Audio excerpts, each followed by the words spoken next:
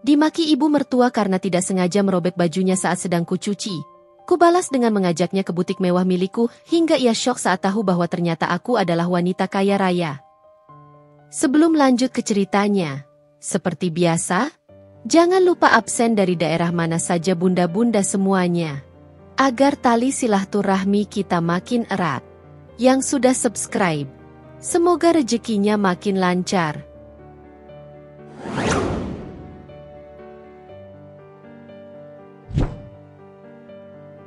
Pagi merambat perlahan di rumah minimalis 2 lantai itu, membawa serta aroma kopi pahit dan ketegangan yang selalu terasa di udara. Langit masih kelabu, cermin sempurna suasana hati Anya. Jarum jam baru menunjukkan pukul 6, namun hiruk-pikuk sudah mendominasi dapur. Suara dentingan piring beradu dengan desisan air dari dispenser, dan sesekali, lengkingan tipis dari ibu mertua, Bu Ratna, yang selalu punya komentar untuk setiap hal. Anya, dengan cekatan, menyiapkan sarapan. Nasi goreng dengan telur mata sapi kesukaan suami, Raihan, dan bubur ayam untuk Bu Ratna yang konon sedang diet gula. Jemarinya bergerak lincah. Sudah terbiasa dengan rutinitas pagi yang padat ini. 4 tahun menikah dengan Raihan, 4 tahun pula ia menjalani peran sebagai menantu idaman, setidaknya di mata suaminya. Di mata Bu Ratna, ceritanya berbeda. Anya nyaris tak pernah cukup, tak pernah sempurna. Anya, telur itu jangan terlalu matang. Raihan tidak suka kuningnya keras. Suara Bu Ratna memecah kesunyian, lebih mirip perintah ketimbang saran. Anya menoleh sekilas, mengangguk tanpa kata. Ia tahu betul bagaimana Raihan menyukai telurnya. Melayang di ambang batas antara matang dan meleleh. Tapi Bu Ratna selalu merasa perlu mengintervensi, bahkan untuk hal sekecil itu. Raihan, dengan rambut masih sedikit acak-acakan, berjalan ke meja makan. Senyumnya selalu menjadi oase bagi Anya di tengah gersangnya perlakuan Bu Ratna. "Pagi, sayang," sapanya lembut sambil mengecup pipi Anya. Gestur kecil itu cukup untuk membuat jantung Anya menghangat, mengabaikan tatapan tajam Bu Ratna yang seolah berkata, "Dasar anak manja. Makan yang banyak, ya," kata Anya, meletakkan piring nasi goreng di hadapan Raihan. "Tentu saja. Masakanmu selalu yang terbaik," balas Raihan, nadanya tulus. Pujian sederhana itu seringkali menjadi satu-satunya vitamin yang Anya dapatkan di rumah ini. Bu Ratna biasanya akan mendengus, atau mengalihkan pembicaraan dengan mengeluh tentang harga kebutuhan pokok yang melambung tinggi. Hari ini, ia memilih yang terakhir. Harga cabai sudah gila. "Anya, tadi di pasar, hampir 2 kali lipat dari minggu lalu. Kamu tidak pintar menawar, ya? Atau memang sengaja mau menghabiskan uang belanja?" Anya menelan ludah. Ini bukan pertama kalinya ia dituduh boros atau tidak becus mengurus keuangan rumah tangga. Padahal, ia selalu teliti mencatat setiap pengeluaran, berusaha menghemat sebisa mungkin. "Sudah saya tawar, Bu. Tapi memang sedang naik semua," jawab Anya, mencoba mempertahankan nada tenang. "Alasan saja. Dulu ibu saat jadi pengantin baru, harga sembako semahal apapun pasti bisa ibu atasi. Tidak seperti sekarang, sedikit-sedikit mengeluh." Bu Ratna melanjutkan, matanya melirik sinis. Raihan yang menyadari ketidaknyamanan Anya, mencoba menengahi.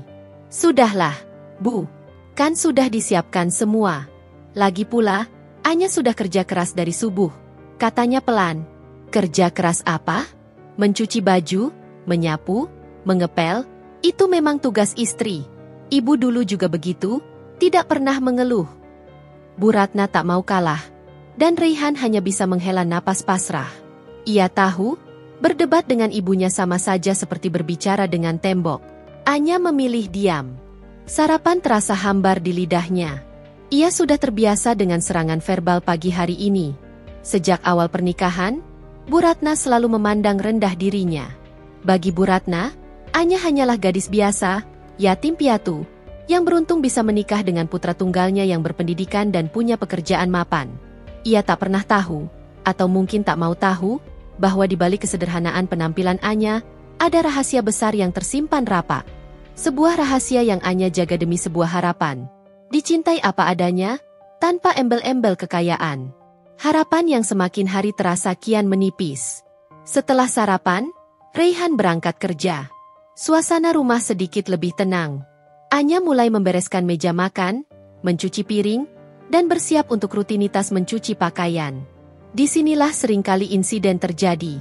Bu Ratna memiliki koleksi baju-baju mahal dan berlabel yang sangat ia banggakan, dan ia sangat protektif terhadapnya. Salah sedikit dalam penanganan, bisa jadi bencana. Anya mengambil keranjang cucian. Aroma deterjen mulai memenuhi udara.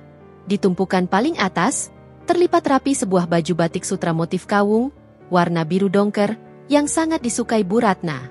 Hati-hati, Anya. Baju itu baru ibu beli minggu lalu.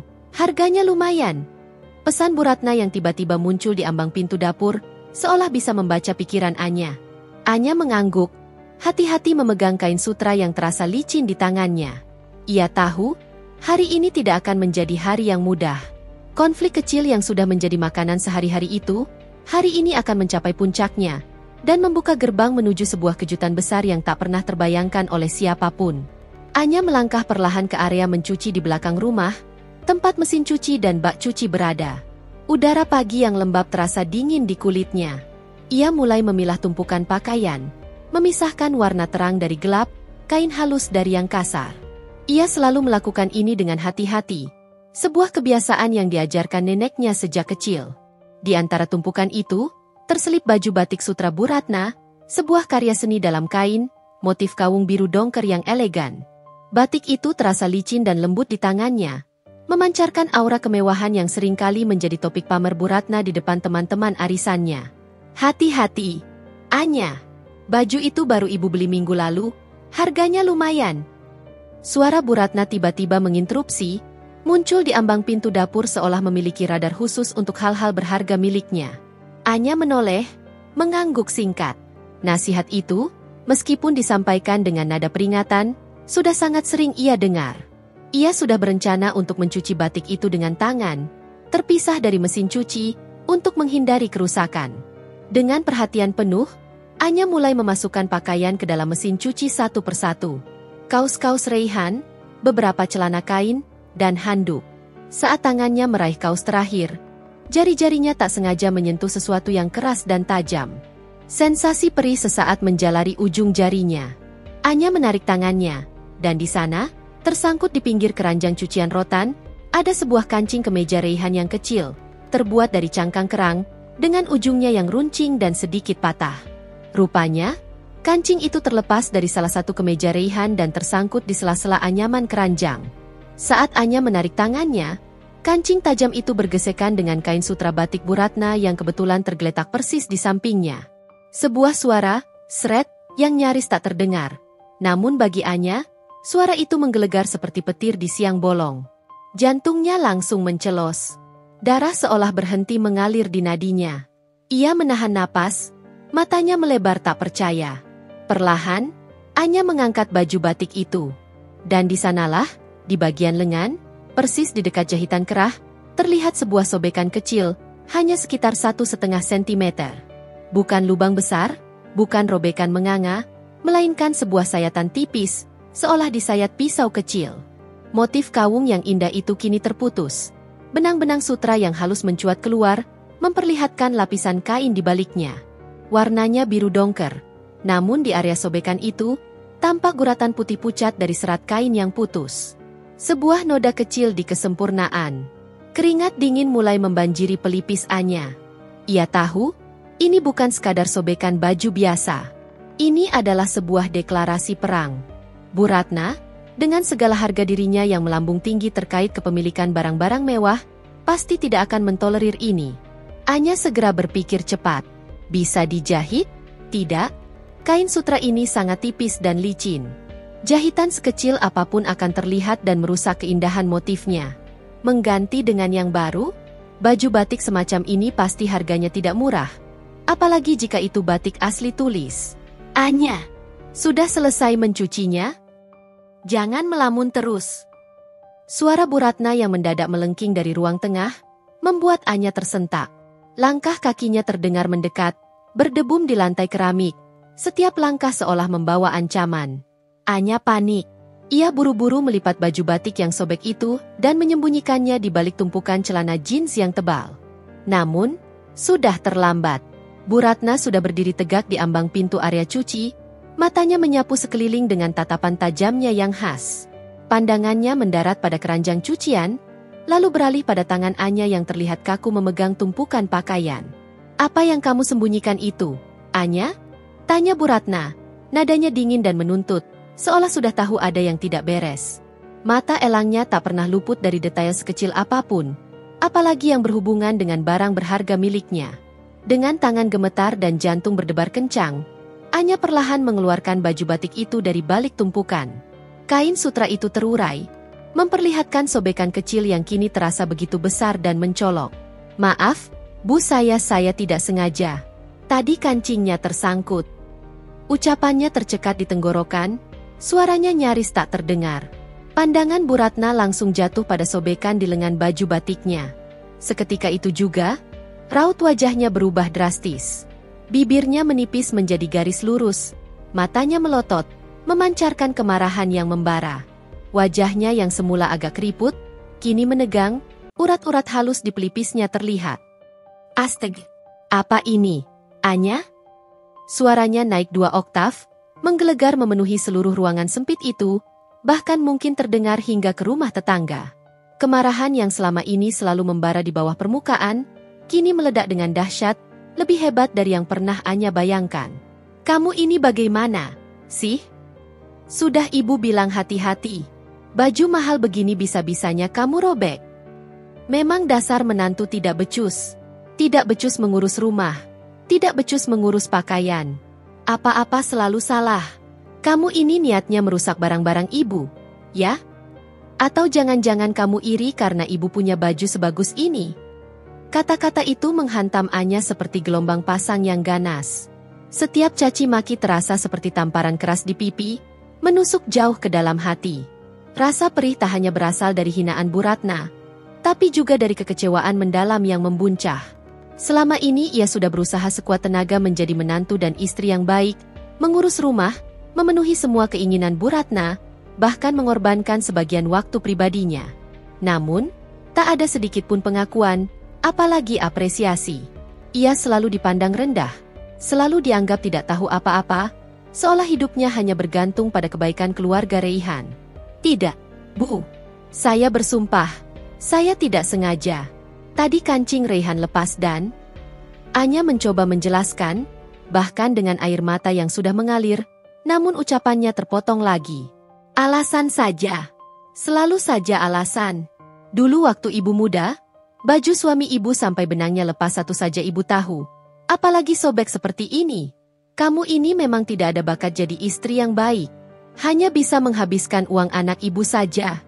Pakaian rusak, makanan tidak enak, rumah berantakan, kamu bisanya apa, Anya?" Bu Ratna melanjutkan rentetan hinaan, suaranya melengking tinggi, menatap Anya dengan jijik seolah ia adalah kotoran. Air mata membasahi pipi Anya. Namun kali ini, ada sesuatu yang berbeda. Di balik rasa sakit dan perih, sebuah bara api mulai menyala. Ini bukan lagi hanya tentang sobekan di baju. Ini tentang harga dirinya yang diinjak-injak, tentang kesabarannya yang diuji hingga ke batas. Ia merasakan tatapan merendahkan Bu Ratna menembus hingga ke ulu hatinya, mengobrak-abrik setiap inci keyakinan dirinya. "Sudah. Sekarang ibu mau kamu ganti baju ini. Baju ini harganya jutaan. Loh, kamu kira bisa beli di pasar malam? Mana uangmu? Kamu pikir gampang mencari uang sebanyak itu? Ini batik tulis asli dari Pekalongan, bukan abal-abal. Pokoknya harus diganti. Hari ini juga." Bu Ratna berkacak pinggang, napasnya memburu, menunjukkan kemarahan yang mencapai puncaknya. Anya hanya bisa menunduk. Dadanya terasa sesak seolah ada batu besar menimpanya. Ia tahu, kali ini, sobekan kecil di baju batik itu bukan hanya sekadar merobek kain, tapi juga merobek kesabarannya yang selama ini ia jaga mati-matian. Bara api kecil yang selama ini terpendam, mulai membesar, membakar amarah yang selama ini ia telan. Sebuah keputusan, yang akan mengubah segalanya, mulai terbentuk di benaknya yang kalut. Keputusan yang akan membuat Bu Ratna terdiam, bahkan mungkin menyesali setiap kata caci maki yang pernah ia ucapkan.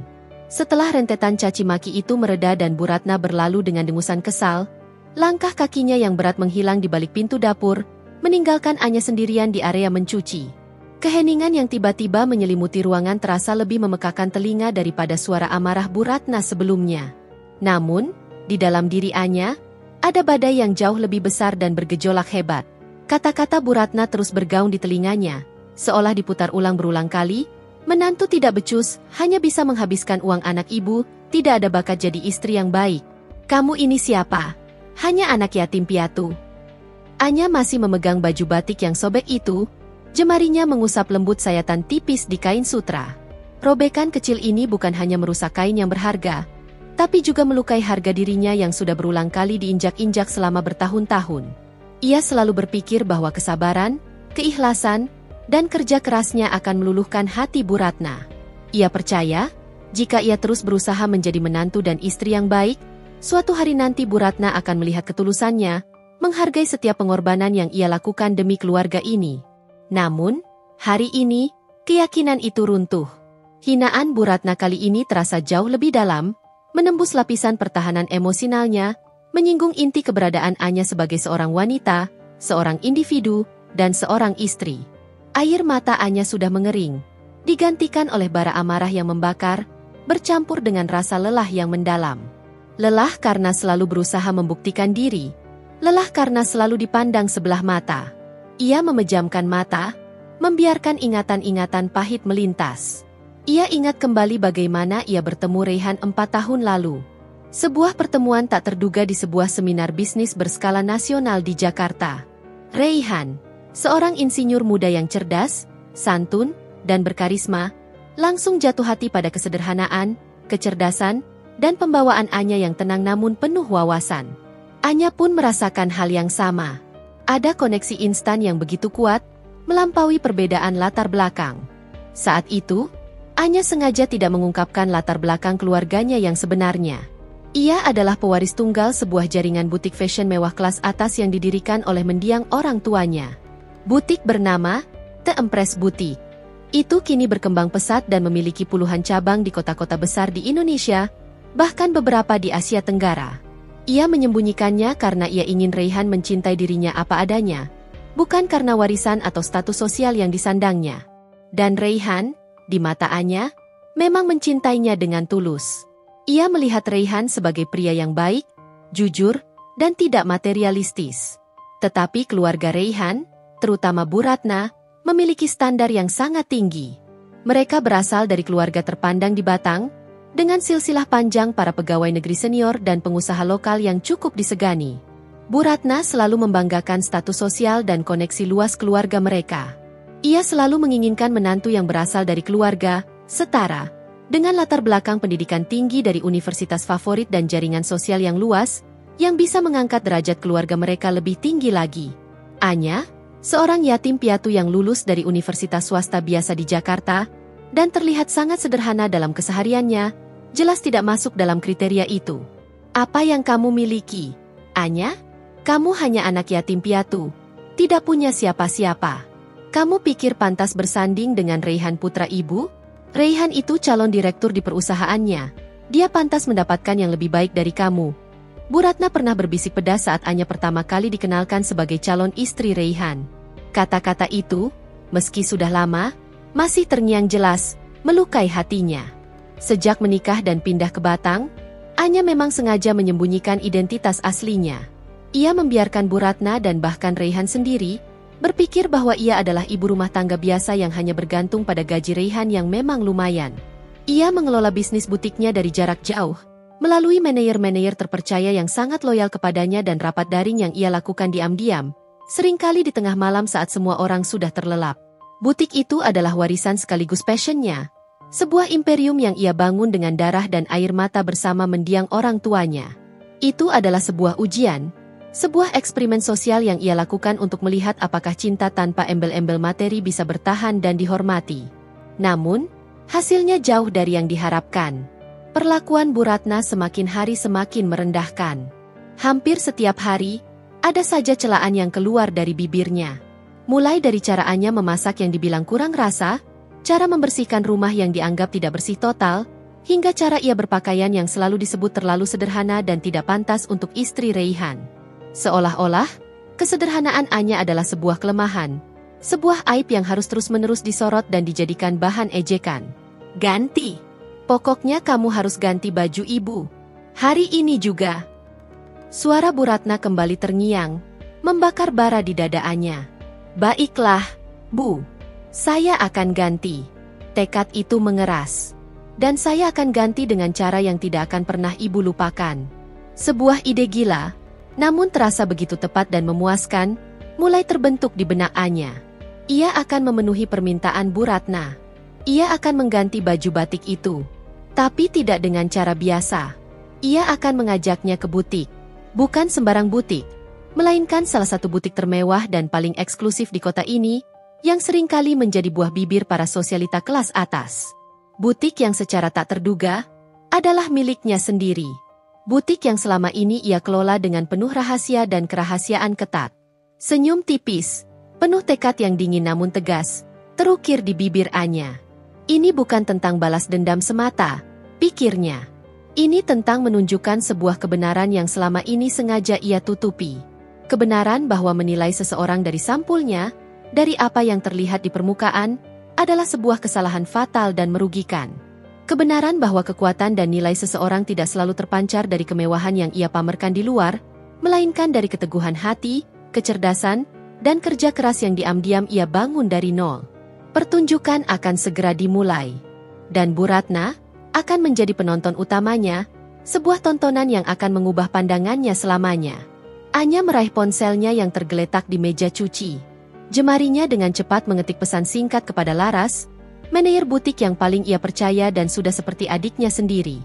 Lar, siapkan segala sesuatu. Aku akan datang besok, dengan tamu spesial. Dan tolong, pastikan tidak ada staf yang membocorkan statusku kepada tamuku sebelum aku memberi kode. Laras membalas dengan cepat. Siap, Nyonya Anya. Butik akan kami tata khusus untuk kedatangan Anda. Anya menarik napas dalam, merasakan secercah kelegaan bercampur antisipasi. Esok hari akan menjadi hari yang panjang. Hari yang penuh kejutan. Esok harinya, cahaya pagi menembus celah gorden.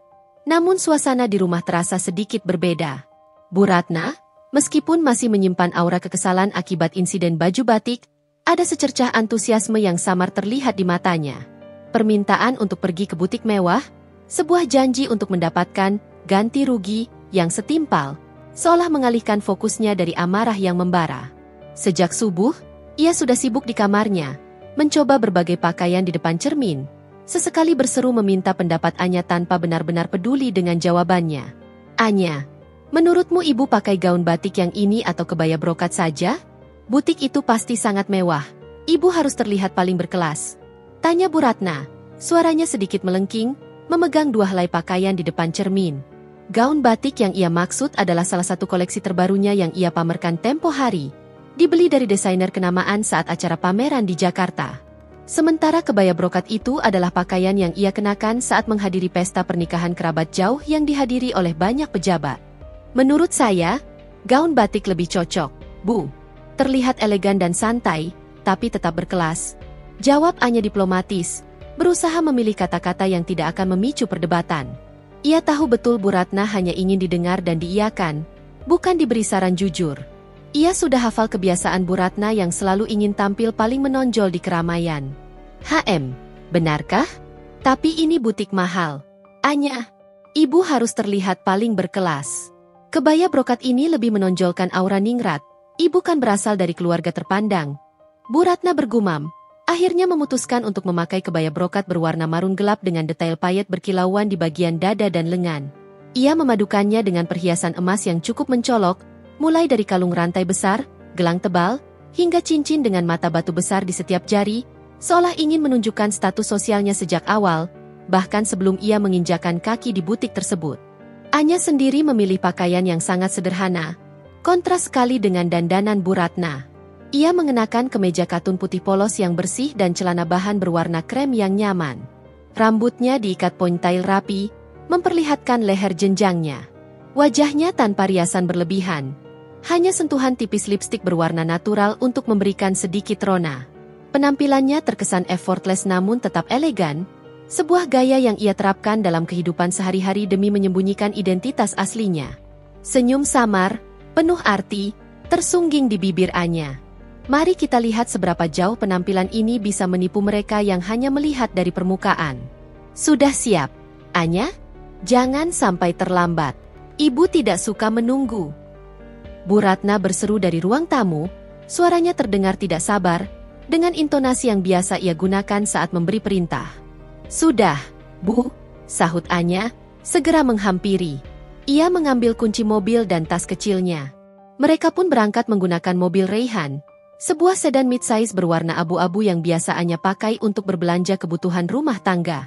Selama perjalanan, Bu Ratna terus saja bercerita tentang butik impiannya, tentang jenis kain sutra dan brokat terbaru yang ia inginkan, dan betapa ia ingin mencari gaun yang bisa membuat teman-teman arisannya iri setengah mati. Ia bahkan sempat menyebut beberapa nama butik terkenal di Jakarta dan Bandung, lengkap dengan harga fantastis dari koleksi-koleksi terbaru mereka, tanpa tahu bahwa Anya jauh lebih tahu seluk-beluk dunia fashion dan butik-butik high-end daripada dirinya. Nanti di sana, kamu jangan diam saja, ya. Bantu ibu memilih. Tapi jangan asal pilih. Ibu mau yang paling bagus, paling mewah, dan paling mahal. Pokoknya yang sebanding dengan harga baju batik ibu yang kamu robek itu. Instruksi Bu Ratna, matanya berbinar penuh antisipasi, seolah sedang merencanakan sebuah kemenangan kecil. Anya hanya mengangguk, hatinya berdebar tak sabar. Ia membayangkan ekspresi Bu Ratna saat fakta sebenarnya terungkap. Antara cemas dan geli, Anya mencoba menenangkan diri. Ini bukan tentang balas dendam semata. Ia meyakinkan dirinya sendiri. Ini tentang mengakhiri lingkaran hinaan yang tak berujung, tentang martabat yang harus ditegakkan. Ini tentang menunjukkan bahwa nilai dan kekuatan seseorang tidak diukur dari seberapa banyak ia memamerkan kekayaan, melainkan dari integritas dan ketulusan, serta hasil dari kerja keras yang diam-diam ia bangun. Oh ya, Anya, kata Bu Ratna tiba-tiba, menoleh pada Anya yang sedang fokus menyetir. Tadi Raihan menelepon. Katanya hari ini dia tidak bisa menjemput kita di butik. Ada rapat mendadak katanya. Jadi nanti kita pulang naik taksi saja. Anya sedikit terkejut mendengar kabar itu. Raihan biasanya sangat perhatian dan selalu berusaha menjemputnya jika ia pergi bersama Bu Ratna, terutama jika itu melibatkan perjalanan yang agak jauh. Namun, ia tidak terlalu mempermasalahkannya. Justru ini memberinya kebebasan lebih untuk mengatur jalannya, pertunjukan, ini tanpa gangguan dari Raihan, yang mungkin akan merasa tidak enak hati atau serba salah dengan situasi yang akan terjadi. Baik, Bu, jawab Anya. Nada suaranya datar. Mereka akhirnya tiba di sebuah area perbelanjaan elit di jantung kota Batang. Mobil melambat, dan di hadapan mereka, berdiri megah sebuah bangunan modern dengan fasad kaca gelap yang elegan dan minimalis, memantulkan langit biru pagi. Sebuah papan nama dengan tulisan modern dan minimalis terukir indah dalam huruf kapital emas, The Empress Boutique. Desainnya begitu cik dan berkelas, menonjol di antara deretan toko-toko lain. Bu Ratna memekik pelan, matanya berbinar melihat kemegahan butik itu. Wah, ini dia. Butik ini memang paling mewah di sini. Ibu sering dengar dari teman-teman kalau barang-barang di sini eksklusif semua. Ayo, Anya, cepat. Ibu sudah tidak sabar. Ia bergegas turun dari mobil bahkan sebelum Anya sempat memarkirkan mobil dengan sempurna, melenggang penuh percaya diri dengan kebaya mahalnya. Anya memarkirkan mobil di spot khusus yang biasanya ia gunakan, menarik napas dalam, mencoba menenangkan detak jantungnya yang berpacu kencang. Ia menatap butik megah itu. Butik yang ia bangun dengan segenap jiwa raganya, butik yang selama ini menjadi rahasia terbesarnya. Dan hari ini, rahasia itu akan terbongkar, bukan dengan drama yang meledak-ledak, melainkan dengan sebuah kejutan yang elegan, namun tak kalah mengemparkan. Ia keluar dari mobil, mengunci pintu, dan mengikuti langkah tergesa-gesa Bu Ratna menuju pintu masuk butik. Sebuah senyuman tipis, kali ini bukan geli melainkan penuh tekad yang dingin dan mematikan, terukir di bibirnya. Saat pintu kaca otomatis itu bergeser terbuka dengan mulus, menampilkan interior butik yang mewah, tertata apik dengan lampu kristal, manekin berbalut gaun-gaun indah, dan aroma parfum mahal yang semerbak, Anya melangkah masuk. Ia siap menghadapi babak baru dalam hidupnya. Babak di mana ia akhirnya akan menunjukkan siapa dirinya yang sebenarnya. Langkah kaki Bu Ratna yang tadinya penuh antusiasme, kini berderap dengan keangkuhan di lantai marmer putih bersih The Empress Boutique. Matanya berbinar-binar liar, memindai setiap sudut, seolah ingin menyerap setiap kemewahan yang terpampang di hadapannya. Deretan gaun kutur yang dipajang di manekin kaca bening, berkilauan di bawah sorotan lampu kristal, memancarkan aura eksklusivitas. Kilauan perhiasan di etalase kaca, tertata apik seperti permata di mahkota. Aroma parfum mahal bercampur dengan wangi kain sutra dan kulit asli yang lembut, menciptakan atmosfer kemewahan yang begitu memabukkan, seolah butik ini memang sebuah kuil fashion yang didedikasikan untuk dirinya. Ia melenggang penuh percaya diri, dagu terangkat tinggi, seolah tak ada satupun barang di butik ini yang tak mampu ia miliki. Anya mengikutinya dari belakang, dengan senyum kecil yang nyaris tak terlihat, sebuah senyum tipis yang penuh makna tersembunyi. Begitu mereka melangkah masuk lebih dalam, melintasi lorong display perhiasan, seorang wanita anggun dengan blazer hitam yang pas badan dan rok pensil selutut, lengkap dengan tatanan rambut cignon yang rapi, segera menghampiri mereka. Anya mengenalnya betul. Dialah Laras, manajer butik kepercayaannya, wanita cerdas dan loyal yang selama ini menjadi tangan kanannya. Selamat datang di The Empress Boutique, sapa Laras dengan senyum ramah dan profesional yang tulus, namun tatapannya sejenak bertemu mata Anya, memberikan kode rahasia yang hanya mereka berdua pahami. Laras melirik sekilas ke arah Bu Ratna, yang sudah sibuk meneliti label harga pada sebuah gaun sutra di etalase terdekat, lalu kembali menatap Anya dengan sorot mata penuh penghormatan yang tidak sedikit pun disembunyikan. Nyonya Anya, senang sekali Anda berkunjung hari ini. Kami tidak menyangka Anda akan datang sendiri. Kata-kata Laras, yang diucapkan dengan jelas, autoritatif, dan penuh hormat, seketika membuat langkah Bu Ratna terhenti. Ia yang tadinya sedang asyik memilah-milah gaun malam berwarna merah marun dengan detail bordir perak, langsung menoleh, gerakan kepalanya mendadak kaku. Ekspresi wajahnya berubah drastis. Dari kekaguman yang sombong menjadi kebingungan yang tak bisa disembunyikan. Alisnya yang tebal bertaut rapat. Matanya menatap Laras dan Anya secara bergantian, seolah mencoba menemukan benang merah dari percakapan itu. Nyonya Anya? Siapa Nyonya Anya? Tanya Bu Ratna. Nadanya terdengar aneh, sedikit parau, seolah tak percaya dengan apa yang baru saja didengarnya. Ia melirik gaun kutur di tangannya, yang kini terasa begitu berat, lalu kembali menatap Anya, dengan sorot mata menantang yang penuh keraguan. Ini Anya, menantu saya. Kenapa kamu memanggilnya Nyonya Anya? Laras, dengan senyum profesionalnya yang tak goyah sedikit pun, menunjuk dengan gestur elegan ke arah Anya. Maaf, Ibu. Nyonya Anya yang saya maksud adalah beliau, wanita yang berdiri di samping Anda. Nyonya Anya adalah pemilik dari The Empress Boutique ini. Seketika itu juga, dunia Bu Ratna seolah berhenti berputar. Waktu terasa melambat, dan semua suara di butik itu mendadak sunyi di telinganya. Mulutnya sedikit terbuka, menganga, seolah tak bisa menemukan kata-kata yang tepat.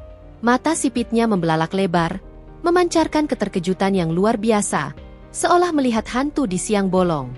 Wajahnya yang sebelumnya memancarkan rasa superioritas dengan pulasan make-up tebal, kini memucat pasi. Bahkan warna lipstik merah marunnya terlihat kontras dengan kulitnya yang memutih. Ia menatap Anya dari atas ke bawah, dari kemeja katun putih polos Anya yang sederhana hingga celana kremnya yang nyaman. Seolah baru pertama kali ia benar-benar melihat menantunya itu, seolah selama ini ia buta. Gaun marun di tangannya sedikit merosot, hampir jatuh ke lantai marmer yang berkilau. Apa maksudmu? Gagap Bu Ratna. Suaranya tercekat di tenggorokan, lebih kepada bisikan putus asa daripada kemarahan. Ia mencoba mencari celah, mencari tanda-tanda kebohongan atau candaan di wajah Laras maupun Anya. Namun yang ia temukan hanyalah ketenangan dan kepercayaan diri yang terpancar jelas dari aura Anya. Anya melangkah maju, mengambil posisi di samping Laras, dengan aura yang tiba-tiba terasa lebih berkuasa. Senyum tipisnya kini sedikit lebih jelas. Namun tanpa jejak kesombongan, hanya sebuah ketenangan yang menampar. Betul, Bu. Butik ini, The Empress Boutique, adalah milik saya. Kata Anya dengan suara tenang dan jelas. Setiap katanya terdengar begitu tegas dan meyakinkan, memotong setiap keraguan di benak Bu Ratna. Sejak saya menikah dengan Raihan, saya memang sengaja tidak mengatakannya kepada siapapun di keluarga Raihan. Bu Ratna hanya bisa terdiam 1000 bahasa. Kebaya brokat mewahnya seolah kehilangan kilaunya. Perhiasan emasnya mendadak terasa berat, tak lagi memberinya rasa percaya diri. Ia menelan ludah, salivah underscore-nya terasa kering, otaknya berputar keras. mencoba memproses informasi yang baru saja menghantamnya seperti gelombang tsunami yang tak terduga. Menantu yang selama ini ia rendahkan, ia hina, ia sebut tidak becus, tidak berpendidikan tinggi yang setara, hanya bisa menghabiskan uang putranya, dan tak punya silsilah keluarga, ternyata adalah wanita kaya raya, pemilik butik mewah yang selama ini menjadi impian para sosialita kelas atas di kota ini. Butik yang menjadi tolok ukur kemewahan dan status sosial. Tidak mungkin. Kamu bohong, kan? Anya? Tanya Bu Ratna. Nadanya kini lebih kepada keputusasaan dan kebingungan, seolah memohon agar ini semua hanyalah mimpi buruk. Ia mencoba mencari tanda-tanda kebohongan di wajah Anya. Namun yang ia temukan hanyalah ketenangan dan kepercayaan diri yang begitu kuat terpancar. Untuk apa saya bohong, Bu? Laras adalah manajer butik ini, dan dia sudah bekerja dengan saya selama 5 tahun. Dia tahu segalanya tentang bisnis ini, jawab Anya lembut, namun ada ketegasan dingin di dalamnya. Ia lalu menoleh ke Laras, memberikan instruksi yang tak terbantahkan. Lar, tolong bantu ibu mencari gaun terbaik di sini. Gaun apa saja yang paling mahal dan eksklusif. Anggap saja ini sebagai hadiah dari saya untuk mengganti baju batik ibu. Laras mengangguk patuh, senyum profesionalnya kembali terukir. Tentu, Nyonya Anya. Silakan, Ibu, mari ikut saya. Kami memiliki koleksi terbaru dari desainer kutur Paris yang baru saja tiba pagi ini. Sangat cocok untuk Anda. Bu Ratna masih terpaku di tempatnya. Kakinya seolah terpaku pada marmer dingin. Namun, tatapan matanya kini beralih dari Anya ke sekeliling butik, melihat setiap sudutnya dengan sudut pandang yang sama sekali baru. Setiap sudut, setiap detail mewah, kini seolah berteriak bahwa ini adalah milik menantu yang ia remehkan dan hinakan setiap hari. Rasa malu yang luar biasa dan syok yang mendalam membanjiri dirinya. Ia, yang selama ini merasa paling berkuasa dan paling tinggi derajatnya, kini merasa sangat kecil dan tak berdaya. Pertunjukan Anya baru saja dimulai, dan babak pertama sukses mengemparkan hati Bu Ratna, meninggalkan bekas yang tak terhapuskan. Bu Ratna masih berdiri mematung di tengah lorong butik, pandangannya kosong menatap deretan gaun-gaun kutur yang berkilauan. Keheningan yang tiba-tiba menyelimuti dirinya terasa berat, diselingi bisikan-bisikan samar dari para staf butik yang sesekali melirik ke arah mereka, meskipun sudah terlatih untuk bersikap profesional dan menjaga privasi pelanggan. Aura superioritas yang tadi ia pancarkan telah menguap, digantikan oleh kekosongan yang menyesakkan.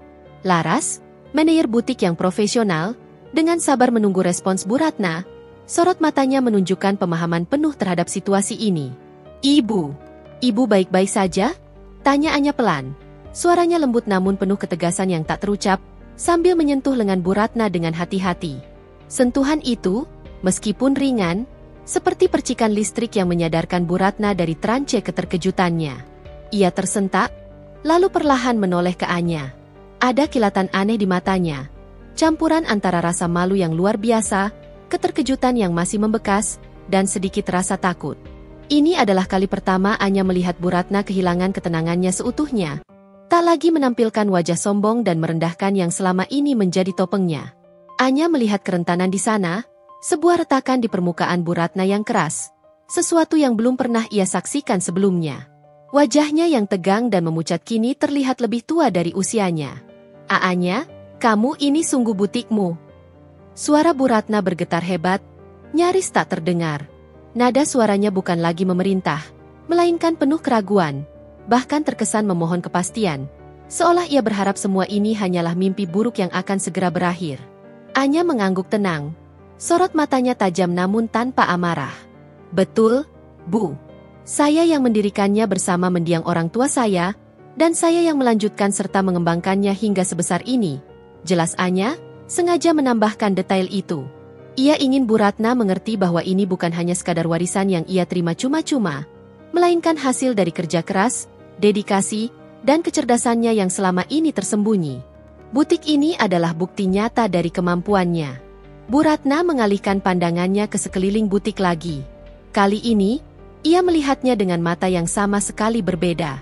Setiap detail mewah yang tadinya hanya ia kagumi, lampu kristal yang berkilauan seperti berlian, tatanan manekin yang artistik, kain-kain mahal yang menggantung anggun di rak-rak kayu jati, semuanya kini terasa seperti sebuah ejekan. Kilauan kemewahan itu berubah menjadi sorotan yang menyakitkan, menelanjangi harga dirinya. Ini semua adalah simbol dari kekayaan menantu yang selama ini ia anggap tak seberapa, tak punya apa-apa, hanya anak yatim piatu yang beruntung. Ia teringat setiap hinaan yang ia lontarkan, menantu tidak punya siapa-siapa. Anak yatim piatu yang beruntung bisa menikah dengan Raihan, atau hanya bisa menghabiskan uang Raihan. Kata-kata itu kini berbalik menghantamnya telak, memukul harga dirinya hingga remuk. Baiklah, Ibu. Mari kita lihat koleksi terbaru kami, ajak Laras, dengan suara menenangkan, memecah keheningan yang semakin canggung dan berat itu.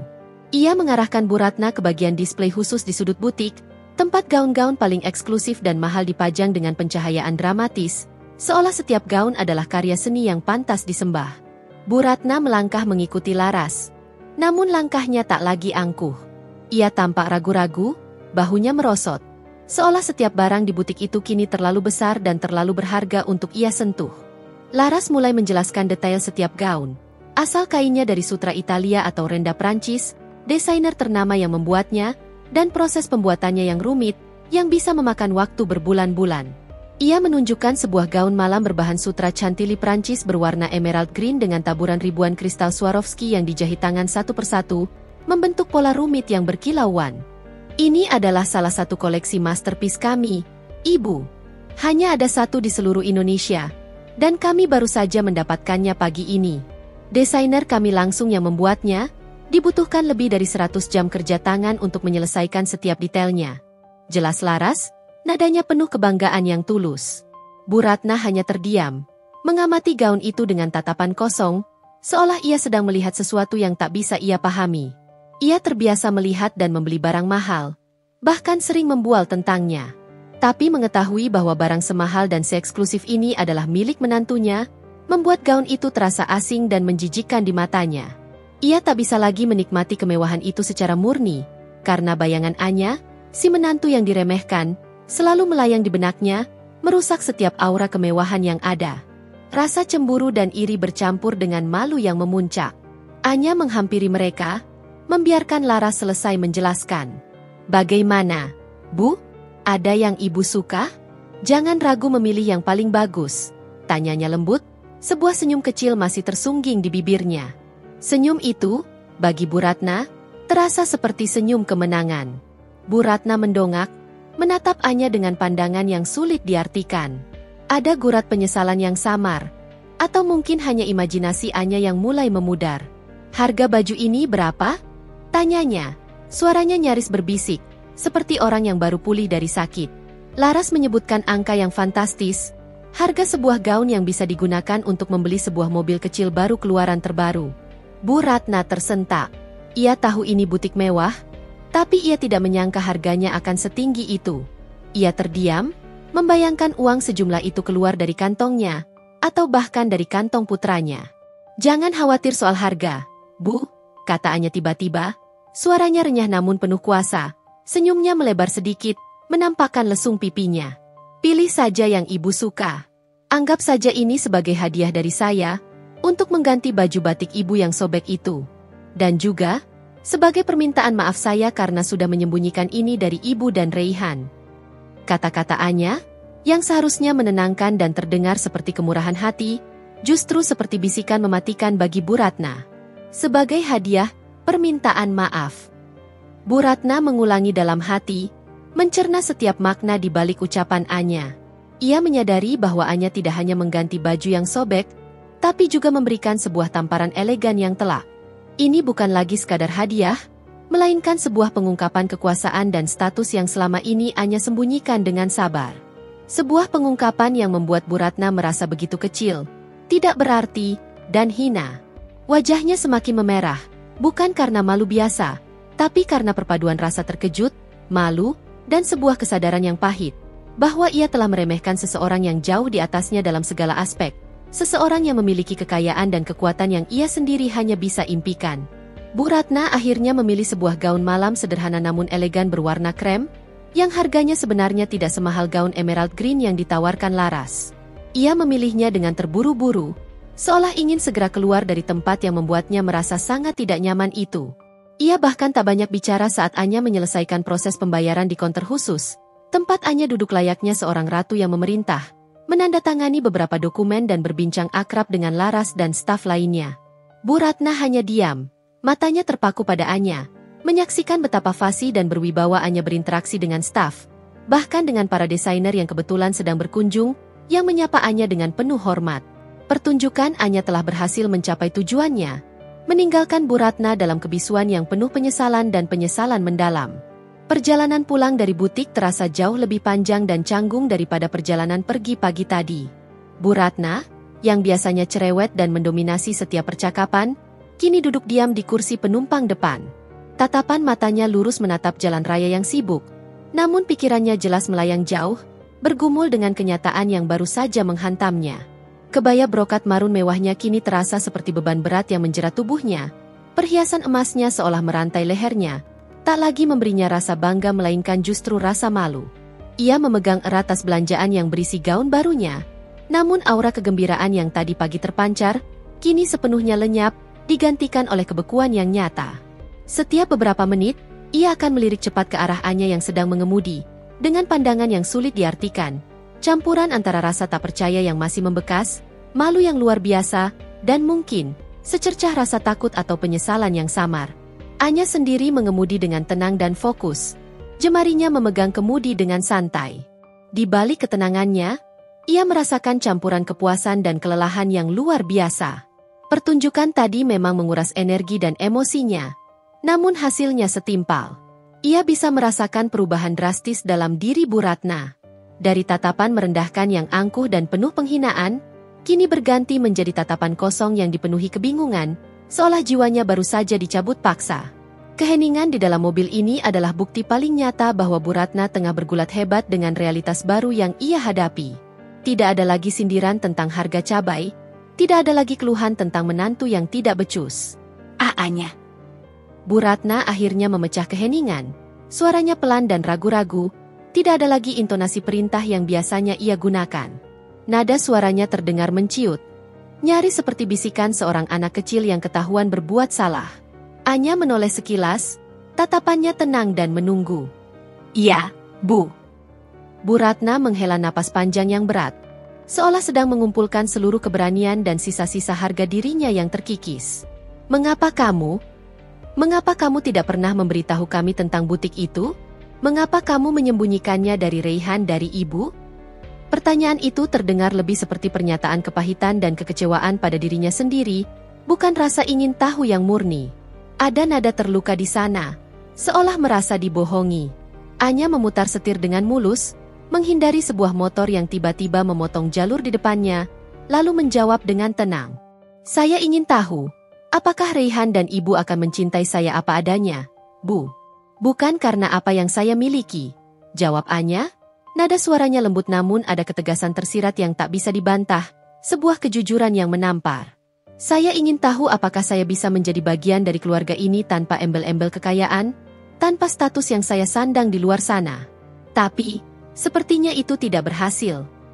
Kata-kata Anya menusuk tepat ke ulu hati Bu Ratna, bagai anak panah yang menembus pertahanannya. Wajahnya semakin memucat, bahkan ada rona merah muda yang perlahan menjalar di lehernya, sebuah tanda malu yang tak tertahankan. Ia tahu betul bagaimana ia selama ini merendahkan Anya karena latar belakangnya yang biasa, karena Anya tidak punya siapa-siapa, dan hanya menumpang pada Raihan. Sekarang, kebenaran itu terpampang jelas di hadapannya, bagai cermin yang memantulkan semua kesalahannya, semua prasangka buruknya. Ia merasa sangat malu, sebuah sensasi yang jarang sekali ia rasakan. Tiba-tiba, ponsel Anya berdering, memecah keheningan yang tegang. Sebuah panggilan masuk dari Raihan. Anya melihat nama di layar, lalu menekan tombol jawab. Halo, sayang, sapanya lembut, nada suaranya langsung berubah. Kembali menjadi Anya yang ceria dan penuh cinta di hadapan Raihan. Halo, sayang, kamu sudah pulang dari butik? Suara Raihan terdengar ceria, tanpa sedikit pun mengetahui badai emosi yang baru saja terjadi di dalam butik mewah itu. Bagaimana? Ibu suka bajunya? Apa yang dibeli ibu? Pasti harganya lumayan mahal, ya? Anya melirik Bu Ratna yang kini menatapnya dengan panik. Matanya memohon. Ada keraguan di mata Bu Ratna, sebuah ketakutan yang belum pernah Anya lihat sebelumnya. Takut jika Raihan mengetahui tentang ini, Apalagi jika Raihan tahu bahwa Anya adalah pemilik butik tersebut. Bu Ratna adalah tipe orang yang sangat peduli dengan citra dan reputasi, dan pengungkapan ini pasti akan membuatnya terlihat sangat buruk di mata putranya yang selama ini ia kendalikan. Keangkuhannya akan hancur di depan mata Raihan. Anya menarik napas dalam, memutuskan untuk memberikan kesempatan pada Bu Ratna, setidaknya untuk saat ini. Ini bukan tentang mempermalukan Bu Ratna di depan Raihan, tapi tentang memberinya pelajaran dan membiarkannya merenungkan kesalahannya sendiri. Iya, sudah sayang. Ini sudah di jalan pulang. Ibu suka kok. Bajunya bagus, gaun malam berwarna krem yang elegan. Jawab Anya, nadanya santai, seolah tidak ada hal luar biasa yang terjadi. Ia sengaja tidak menyebutkan detail butik maupun fakta bahwa ia adalah pemiliknya. Syukurlah kalau ibu suka. Ibu memang picky kalau soal baju. Raihan tertawa di ujung telepon, terdengar lega. Jadi, nanti malam mau makan apa? Aku pulang agak malam, ada kerjaan lembur mendadak di kantor. Tidak apa-apa, sayang. Nanti aku siapkan saja makanan kesukaanmu. Kamu fokus kerja saja, jangan terlalu memaksakan diri. Anya menjawab, senyum kecil terukir di bibirnya. Setelah percakapan singkat itu berakhir, Anya meletakkan ponselnya. Bu Ratna masih menatapnya, ekspresi lega bercampur dengan rasa tak nyaman yang kental. Ia tampak seperti orang yang baru saja lolos dari bahaya besar, namun harus menanggung beban rahasia yang kini ia ketahui. Kenapa kamu tidak bilang pada Raihan? Tanya Bu Ratna. Suaranya masih pelan, nyaris berbisik. Anya tersenyum tipis, menoleh ke arah Bu Ratna. Saya rasa itu bukan urusan saya untuk mengatakannya, Bu. Terserah ibu mau mengatakan apa pada Raihan. Itu hak ibu sepenuhnya. Bu Ratna menunduk, tidak membalas. Ia sibuk mengutak-atik tas belanjanya, seolah mencari sesuatu yang hilang. Keheningan kembali melingkupi mereka. Namun kali ini, keheningan itu bukan lagi tentang amarah yang terpendam, melainkan tentang sebuah pemahaman baru yang mulai meresap dan mencengkeram erat hati Bu Ratna. Anya tahu, perjalanan ini telah mengubah sesuatu dalam diri Bu Ratna. Perlahan, tirai sandiwara yang ia mainkan selama bertahun-tahun mulai tersingkap, dan Bu Ratna kini harus menghadapi kenyataan pahit dari semua prasangka dan penghinaan yang ia lontarkan. Sebuah awal dari perubahan, atau mungkin, sebuah awal dari konflik yang lebih kompleks. Malam itu, suasana di meja makan terasa lebih hening dari biasanya, seolah ada selimut tebal yang membungkus setiap percakapan. Bu Ratna, yang biasanya cerewet dan mendominasi sesi makan malam dengan cerita arisan atau keluhan tentang harga barang, kini hanya mengaduk-aduk piringnya. Nasi goreng yang tadi pagi ia caci maki karena kurang rasa, kini terasa hambar di lidahnya. Bukan karena masakannya tapi karena kerongkongannya yang tercekat. Matanya sesekali melirik Anya, yang duduk di seberang meja, namun segera berpaling jika tatapan mereka tak sengaja bertemu. Ada gesture canggung yang baru dari Bu Ratna, sebuah ketidaknyamanan yang jelas terpancar dari seluruh gerak-geriknya. Gaun krem baru dari Dempres butik terlipat rapi di kamarnya. Sebuah pengingat bisu akan sore yang mengemparkan itu, sebuah tamparan elegan yang tak bisa ia lupakan. Ia merasa seperti ada beban berat di dadanya, sebuah rahasia yang ia pikul sendiri, dan rasa malu yang terus menggerogoti setiap inci harga dirinya. Anya, di sisi lain, bersikap seperti biasa. Ia melayani Raihan dengan penuh perhatian, memastikan piring suaminya selalu terisi, menanyakan bagaimana pekerjaannya di kantor, dan sesekali melempar senyum hangat kepada Bu Ratna, seolah tidak ada yang berubah, seolah insiden di butik tadi hanyalah bagian dari mimpi. Ia sengaja tidak menyinggung kejadian di butik, membiarkan Bu Ratna memprosesnya sendiri. Ia tahu, perubahan tidak akan terjadi dalam semalam. Ini adalah proses yang panjang. Raihan, yang sama sekali tidak menyadari ketegangan dingin di antara kedua wanita dalam hidupnya, makan dengan lahap sambil bercerita tentang rapat mendadak yang membuatnya lembur. Tadi ada masalah teknis di proyek baru, jadi harus segera diselesaikan. Untung saja bisa selesai tepat waktu, kalau tidak, bisa jadi panjang urusannya. Ujarnya, wajahnya terlihat lelah namun lega. Syukurlah kalau begitu. Sayang, jangan terlalu memaksakan diri, ya, kata Anya, menuangkan air minum untuk Raihan. Tangannya mengusap lembut punggung Raihan, memberikan dukungan. Bu Ratna hanya berdehem pelan, tanpa komentar apapun. Sebuah respons yang sangat tidak biasa baginya. Raihan melirik ibunya, sedikit heran dengan keheningan itu. Ibu kenapa? Kok diam saja? Biasanya paling semangat kalau soal makan malam. Masakan Anya kan kesukaan ibu juga. Bu Ratna tersentak. Seperti orang yang baru saja terbangun dari lamunan. Ia memaksakan sebuah senyum tipis. Tidak apa-apa, Nak. Ibu hanya sedikit lelah saja. Mungkin karena terlalu lama di butik tadi. Dalihnya, nadanya terdengar sedikit serak. Ia melirik Anya sekilas, memohon dengan matanya agar Anya mendukung kebohongannya. Anya menangkap sinyal itu, dan memilih untuk diam. Anya hanya tersenyum tipis, tidak mengiyakan atau membantah. Ia membiarkan Bu Ratna bergulat dengan kebohongannya sendiri. Raihan mengangguk-angguk, tidak terlalu curiga, sibuk dengan pikirannya sendiri tentang pekerjaan. Setelah makan malam, Raihan beranjak ke ruang keluarga untuk menonton televisi. Sementara Anya mulai membereskan meja makan. Bu Ratna, alih-alih ikut membantu seperti yang biasa ia perintahkan pada Anya, justru langsung berdiri dan terburu-buru masuk ke kamarnya, seolah ingin segera menghilang dari pandangan Anya. Anya bisa merasakan perubahan itu dengan sangat jelas. Biasanya, Bu Ratna akan mengawasi setiap gerakannya di dapur, memberikan instruksi atau kritik pedas. Kini, ia menghilang, seolah ingin menghindari Anya. Menghindari tatapan yang mungkin akan menelanjangi rasa malunya. Itu adalah kemenangan kecil bagi Anya. Sebuah tanda bahwa strateginya mulai bekerja. Namun ia tahu ini baru permulaan. Setelah semua beres, dapur bersih dan rapi, Anya bergabung dengan Raihan di ruang keluarga. Mereka berbincang ringan tentang rencana akhir pekan, kemungkinan mengunjungi kerabat, atau sekadar bersantai di rumah.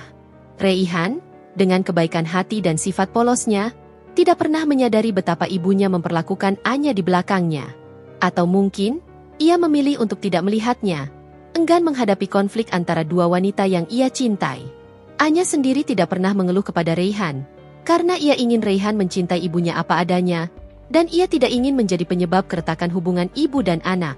Namun, malam itu, di tengah tayangan berita televisi, Raihan tiba-tiba memutar badannya menghadap Anya. Sayang, tadi ibu bilang kamu dan ibu pergi ke butik yang sangat mewah, ya? Butik apa namanya? Ibu bilang bajunya bagus sekali, katanya eksklusif. Ada nada penasaran yang tulus dalam suaranya. Jantung Anya berdesir. Ia tahu ini adalah momen krusial. Bu Ratna pasti sudah menceritakan sedikit. Tapi sejauh mana? Apakah ia menyebutkan tentang kepemilikan Anya? Anya berpikir sejenak. Oh, iya. Namanya Tempres Butik. Jawab Anya, mencoba menjaga nada suaranya tetap santai dan natural, seolah itu adalah hal yang sangat biasa. Wah, Tempres Butik. Itu butik yang sering dibicarakan teman-teman kantorku. Loh, katanya barangnya eksklusif dan harganya selangit. Hanya orang-orang berduit yang bisa belanja di sana. Kok ibu bisa sampai sana? Kamu yang ajak? Tanya Raihan, matanya berbinar penasaran, sedikit terkejut dengan pilihan butik yang Anya sebutkan. Anya tersenyum tipis, menahan diri untuk tidak tertawa kecil. Iya, aku yang ajak. Kan aku harus ganti baju batik ibu yang sobek itu. Jadi aku pikir, sekalian saja ke butik yang bagus, yang koleksinya bagus. Ia sengaja menggunakan kata-kata ambigu, memberikan sedikit informasi tanpa mengungkapkan keseluruhan kebenaran. Raihan mengangguk-angguk, tidak terlalu curiga. Benar juga. Tapi, aku tidak menyangka kamu tahu butik semewah itu. Anya, setahuku, kamu kan tidak terlalu suka belanja barang-barang branded atau mahal, lebih suka yang nyaman dan sederhana. Nada suhananya tidak menuduh, lebih kepada keheranan. Anya tertawa kecil, ringan. Ya, sesekali bolehlah, sayang. Apalagi untuk ibu. Ibu kan memang suka barang-barang yang bagus. Ia sengaja tidak memberikan detail lebih, membiarkan Raihan berasumsi. Ia ingin melihat apakah Bu Ratna akan menceritakan kebenaran kepada Raihan, atau apakah ia akan memilih untuk tetap diam. Itu akan menjadi ujian bagi Bu Ratna, sebuah cerminan dari seberapa dalam penyesalan yang ia rasakan. Raihan tidak bertanya lebih jauh. Ia kembali fokus pada televisi, dan keheningan kembali menyelimuti mereka. Namun kali ini, keheningan yang nyaman dan penuh kedamaian di antara Anya dan Raihan. Anya merasa lega. Ia telah memberikan kesempatan kepada Bu Ratna untuk memilih. Apakah akan terus menyembunyikan kebenaran, ataukah akan berani mengakui siapa menantunya yang sebenarnya dan memperbaiki kesalahannya. Anya tahu, keputusan itu apapun itu, akan mengubah banyak hal dalam dinamika keluarga mereka. Dan ia siap menghadapi apapun yang akan terjadi, dengan kepala tegak. Beberapa hari berlalu sejak kunjungan ke The Empress Boutique, sebuah peristiwa yang mengguncang dunia kecil Bu Ratna.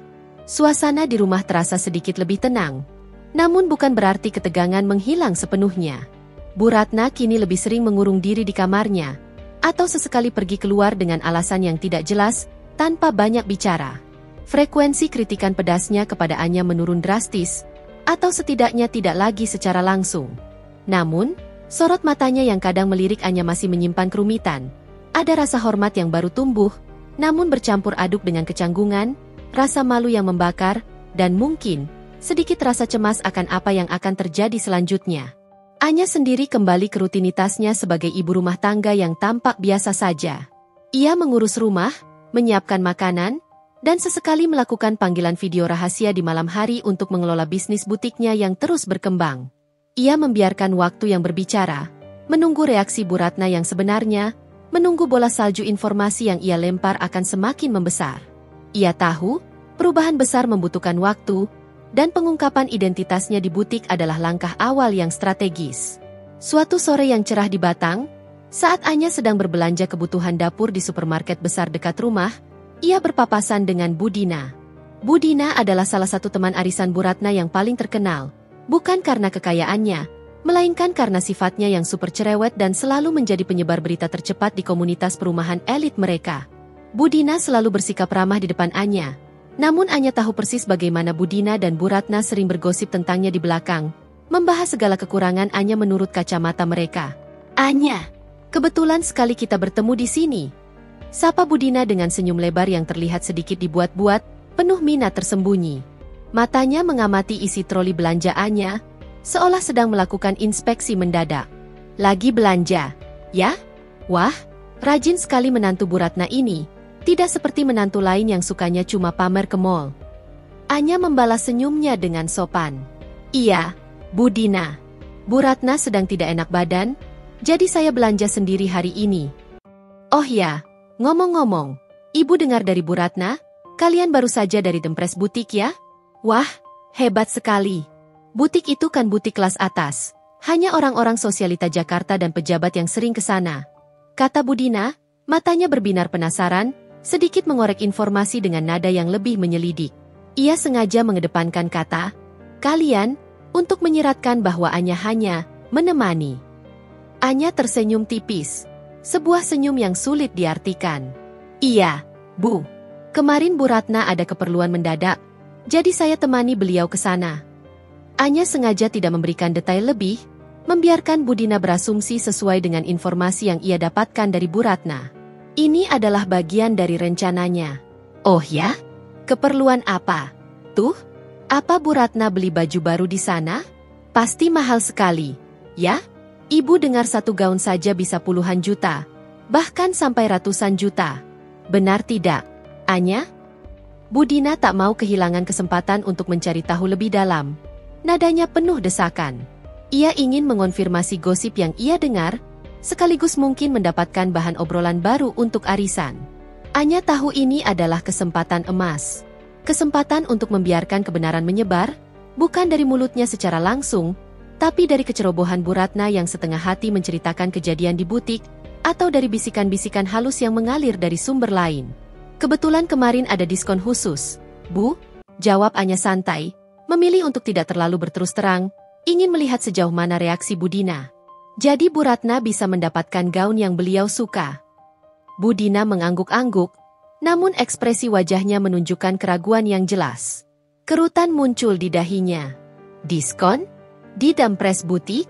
Setahu Ibu, butik itu tidak pernah diskon. Loh, Anya. Mereka sangat eksklusif dan tidak pernah menurunkan harga. Bahkan saat pergantian musim pun tidak pernah. Ia menyipitkan mata, menatap Anya dengan curiga, seolah Anya baru saja mengatakan hal yang mustahil. Aura skeptis Bu Dina sangat kentara. Tepat pada saat itu, seorang wanita lain yang juga dikenal Anya, Bu Santi, seorang sosialita kelas atas di Kota Batang dan pelanggan tetap The Empress Boutique, lewat di samping mereka. Bu Santi adalah kenalan lama Anya dari acara amal dan beberapa event fashion yang sering ia datangi. Ia baru saja keluar dari bagian produk organic food di supermarket. Matanya langsung menangkap sosok Anya dan menyapa dengan hangat. Senyumnya tulus. "Nyonya Anya, apa kabar? Kebetulan sekali bertemu di sini. Saya baru saja dari butik tadi pagi. Koleksi terbaru Anda sangat memukau. Saya langsung beli 3 gaun." Sapa Bu Santi, nadanya penuh rasa hormat dan antusiasme yang tulus. Ia sama sekali tidak menyadari kehadiran Budina di samping Anya, yang kini mendadak kaku seperti patung. Budina yang mendengar sapaan Bu Santi, seketika terdiam mematung. Senyum palsunya luntur seketika. Matanya membelalak kaget. Mulutnya sedikit terbuka, menganga, seolah tak bisa menutup kembali. "Nyonya Anya? Koleksi Anda? Apa maksudnya ini, Bu Santi?" Tanyanya. Suaranya tercekat di tenggorokan, nyaris seperti erangan. Pertanyaan itu ditujukan pada Bu Santi, namun tatapannya tak lepas dari Anya. Penuh kebingungan dan ketidakpercayaan. Bu Santi, yang akhirnya menyadari ada Budina di sana, mengerutkan kening, sedikit terkejut dengan reaksi Budina. "Loh, Budina belum tahu? Nyonya Anya ini adalah pemilik The Empress Boutique. Dia juga desainer utama sekaligus pemilik butik itu," jelas Bu Santi dengan nada heran, seolah ini adalah rahasia umum yang sudah diketahui semua orang. Ia bahkan melirik Anya, seolah meminta maaf karena telah membocorkan rahasia itu, tanpa tahu bahwa Anya memang menghendakinya. Wajah Budina seketika memucat pasi, berubah menjadi hijau keabu-abuan. Warna lipstik merahnya kini terlihat sangat kontras dengan kulit wajahnya yang pucat. Tatapannya beralih dari Bu Santi ke Anya, lalu kembali ke Bu Santi, berulang kali mencari validasi. Ia tak bisa berkata-kata, lidahnya keluh. Informasi yang ia dapatkan dari Bu Ratna, betapa menantunya hanya sekadar menemani, dan kebetulan ada diskon, kini hancur lebur di hadapan pengakuan langsung dari Bu Santi. Berita tentang diskon yang Anya sebutkan tadi, kini terdengar seperti sebuah ironi yang menyakitkan, sebuah kebohongan yang ia telan mentah-mentah. Ia, sang ratu gosip yang selalu haus informasi, kini menjadi korban dari informasi yang ia terima, dan lebih parahnya, ia baru saja mengkonfirmasi kebenarannya sendiri di depan mata. Anya hanya tersenyum tipis. Senyum yang kali ini jelas menunjukkan kepuasan, menatap Budina dengan tenang. "Saya permisi dulu, Budina, Bu Santi. Saya harus segera pulang, sudah ditunggu di rumah," ujarnya, lalu mendorong trolinya pergi, meninggalkan Budina yang masih terperangah dengan mulut terbuka, tak mampu mengucapkan sepatah kata pun. Di balik punggungnya, Anya bisa membayangkan kekacauan dalam pikiran Budina. Bola salju itu kini mulai bergerak. Bisikan itu, kebenaran itu, kini akan menyebar lebih cepat dari yang ia perkirakan, seperti api yang melahap rumput kering. Dan ia tahu, sebentar lagi, tidak hanya Budina, tetapi seluruh orang di komunitas arisan Bu Ratna, di seluruh kompleks perumahan, bahkan mungkin lebih luas lagi, akan mengetahui identitas aslinya. Sebuah langkah berani yang ia ambil, kini mulai menunjukkan dampaknya, mengubah lanskap sosial di sekitarnya. Keesokan harinya, gosip memang menyebar seperti api. Telepon genggam Bu Ratna tak berhenti berdering. Setiap panggilan berasal dari teman-teman arisannya, atau kerabat jauh, yang tiba-tiba ingin mengobrol, namun ujung-ujungnya selalu mengarah pada satu topik, Anya dan butik mewahnya. Bu Ratna duduk di sofa ruang tamu, raut wajahnya tegang. Ia mencoba menjawab telepon dengan nada setenang mungkin, namun suaranya seringkali tercekat. "Oh, iya, Bu Sri. Anya memang menemani saya ke butik itu kemarin," katanya pada salah satu teman arisan. "Iya, memang bagus sekali barang-barangnya." "Oh, Bu Santi bilang begitu, ya?" Ada jeda panjang, Bu Ratna terdiam, tidak tahu harus menjawab apa ketika Bu Sri menyebutkan Anya adalah pemilik butik. Ia hanya bisa mengulang, iya, nanti saya sampaikan salamnya." Setelah menutup telepon, Bu Ratna menghela napas panjang, meremas ponselnya erat-erat. Anya, yang sedang membersihkan meja makan, bisa mendengar sebagian percakapan itu. Ia tahu apa yang terjadi. Bisikan yang ia mulai di supermarket kini menjadi gemuruh. Ia melirik Bu Ratna. Ada campuran antara rasa malu, marah, dan sebuah ketidakberdayaan yang baru. Bu Ratna, sang ratu gosip, kini menjadi objek gosip itu sendiri. Tidak lama kemudian, bel rumah berbunyi. Anya membukanya. Di ambang pintu berdiri Bu Rina dan Bu Susi, dua teman arisan Bu Ratna yang lain, dengan senyum ramah yang terlihat mencurigakan. Anya, Kebetulan sekali kamu ada di rumah. Kami ingin menjenguk Bu Ratna, katanya kurang enak badan. Kata Bu Rina, matanya melirik ke dalam rumah, mencari sosok Bu Ratna. Anya mempersilakan mereka masuk.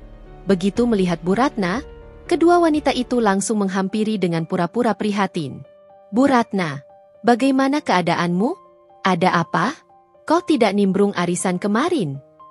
Bu Ratna tersenyum kaku. Tidak apa-apa. Kok? Hanya sedikit masuk angin.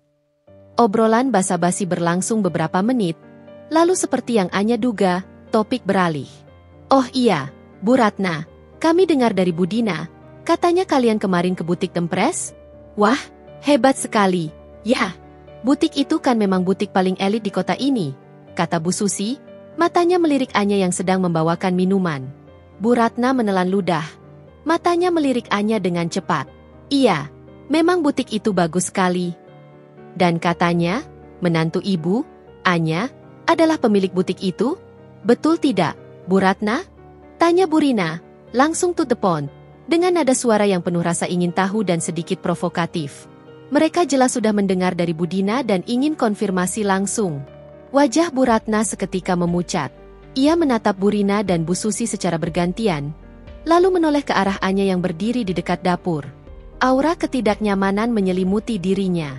Ia, yang selama ini selalu mengolok-olok Anya karena dianggap tidak punya apa-apa, kini harus menghadapi kenyataan pahit ini di hadapan teman-temannya. Ia merasa terjebak. Anya menunggu reaksi Bu Ratna. Ini adalah momen kebenaran yang sesungguhnya. Apakah Bu Ratna akan terus menyembunyikan? Ataukah ia akan berani mengakui? Bu Ratna menghela napas panjang. Matanya menatap lantai, menghindari tatapan teman-temannya. iya. Katanya pelan, suaranya nyaris tak terdengar. Memang benar. Anya, Anya adalah pemilik butik itu. Pengakuan itu keluar dari bibirnya dengan susah payah, seolah setiap kata adalah beban berat. Bu Rina dan Bu Susi saling pandang. Senyum puas tersungging di bibir mereka. Mereka tidak mengatakan apa-apa lagi tentang itu. Namun dari tatapan mata dan bisikan samar mereka, Anya tahu bahwa mereka telah mendapatkan konfirmasi yang mereka inginkan. Mereka mungkin datang untuk menguji kebenaran gosip itu, dan kini mereka telah puas. Setelah kedua temannya pamit pulang, suasana di rumah kembali hening. Bu Ratna duduk termenung di sofa. Matanya kosong menatap televisi yang tidak menyala. Ia merasa seperti baru saja melewati interogasi panjang. Harga dirinya terkikis. Posisinya sebagai sosialita yang selalu tahu segalanya kini dipertanyakan. Selama ini ia selalu menganggap Anya sebagai menantu yang rendah. Namun kini, kenyataan telah menamparnya telak. Anya menghampiri Bu Ratna, duduk di sebelahnya. Ibu tidak apa-apa? Tanyanya lembut. Bu Ratna tidak menjawab, ia hanya menunduk. Anya tahu, ini adalah awal dari perubahan. Pengakuan yang terpaksa itu mungkin terasa pahit bagi Bu Ratna. Namun itu adalah langkah pertama menuju penerimaan. Dan Anya, kini merasa lega. Beban rahasia yang ia pikul selama ini, kini sebagian besar telah terangkat. Setelah pengakuan yang sulit itu, rumah kembali diselimuti keheningan. Namun kali ini, keheningan yang berbeda. Bukan lagi keheningan yang tegang dan penuh amarah terpendam, melainkan keheningan yang dipenuhi refleksi dan kecanggungan. Bu Ratna, selama beberapa hari berikutnya, terlihat lebih banyak merenung. Ia jarang keluar kamar, bahkan untuk sekadar bersantai di ruang keluarga atau mengobrol dengan Raihan. Raut wajahnya yang biasanya kaku dan penuh penilaian, kini tampak lebih sendu, kadang disertai gurat penyesalan yang samar. Anya membiarkan Bu Ratna dengan ruangnya sendiri. Ia tahu, setelah sekian lama membangun tembok prasangka, Bu Ratna butuh waktu untuk merobohkannya. Anya tetap menjalankan rutinitasnya sebagai istri dan menantu yang telaten, namun tanpa tekanan untuk membuktikan diri. Ia masak, membersihkan rumah, dan mengurus Raihan seperti biasa.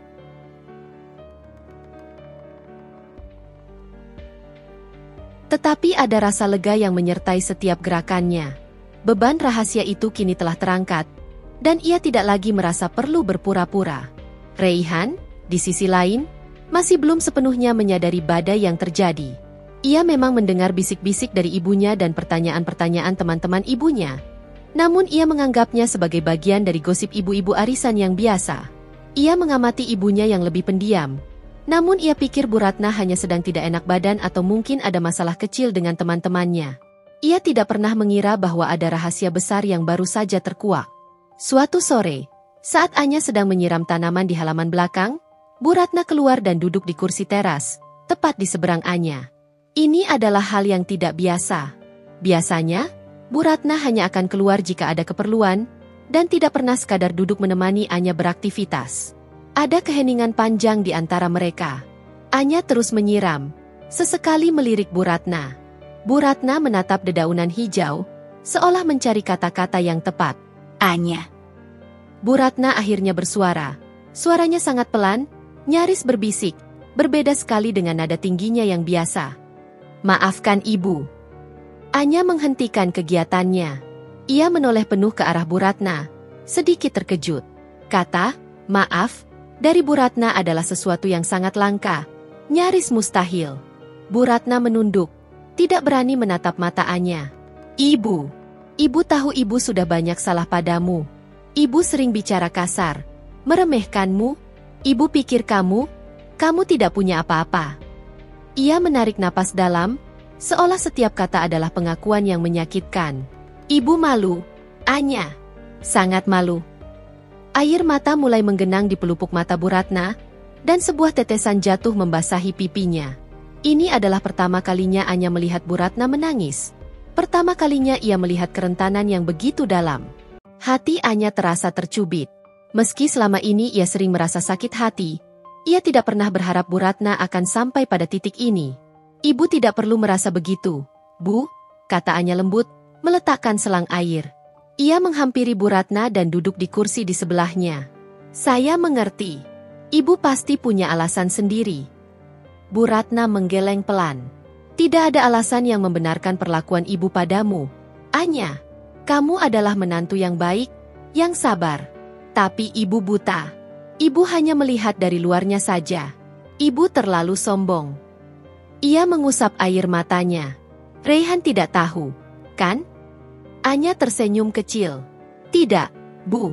Saya tidak menceritakannya secara detail. Saya hanya bilang ibu membeli gaun yang bagus di sana.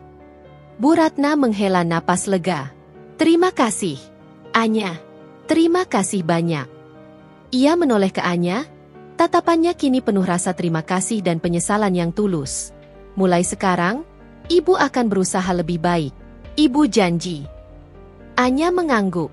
Saya percaya, Bu. Ia tahu, ini bukan akhir dari segalanya, tapi ini adalah awal yang baik. Sebuah jembatan telah dibangun di antara mereka. Jembatan yang terbuat dari pengakuan dan penerimaan.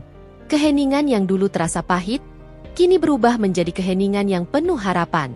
Beberapa hari setelah permintaan maaf Bu Ratna yang tulus, suasana di rumah terasa jauh lebih ringan. Bu Ratna memang belum sepenuhnya kembali ke dirinya yang dulu. Namun ada perubahan nyata. Ia mulai lebih banyak tersenyum. Bahkan sesekali membantu Anya di dapur tanpa disuruh. Sesuatu yang belum pernah terjadi sebelumnya. Ia juga lebih sering mengajak Anya berbincang ringan, menanyakan kabar butik tanpa nada menyelidik, melainkan dengan rasa ingin tahu yang tulus.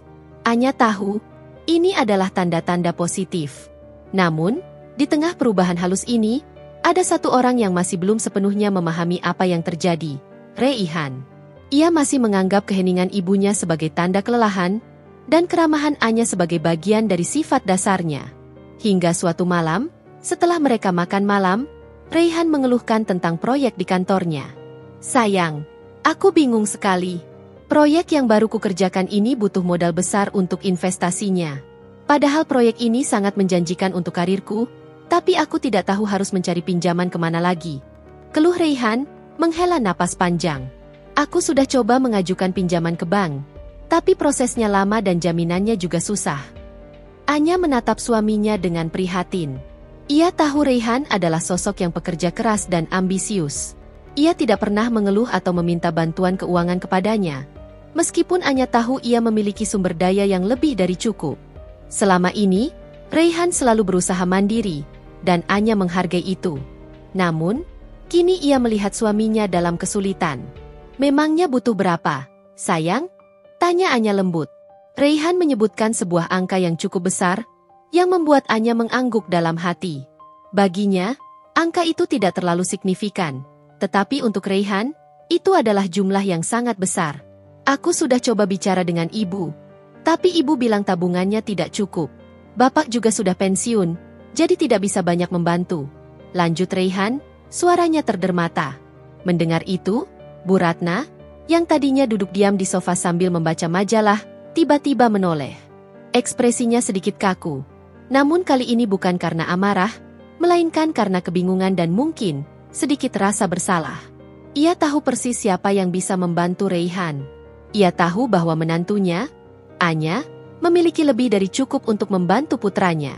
Namun, ia sendiri yang selama ini meremehkan Anya, membuatnya sulit untuk meminta bantuan secara langsung. Anya melihat tatapan Bu Ratna. Ia tahu ini adalah kesempatan lain. Kesempatan bagi Bu Ratna untuk menunjukkan perubahan, dan kesempatan bagi Raihan untuk memahami siapa istrinya yang sebenarnya. Raihan, kata Bu Ratna, suaranya sedikit ragu. Mungkin Anya bisa membantumu. Raihan menoleh ke ibunya. Lalu ke Anya, keningnya berkerut. Anya? Memangnya Anya punya uang sebanyak itu, Bu? Tanyanya, nada suaranya polos, tanpa ada sedikit pun prasangka. Ia benar-benar tidak tahu tentang kekayaan Anya.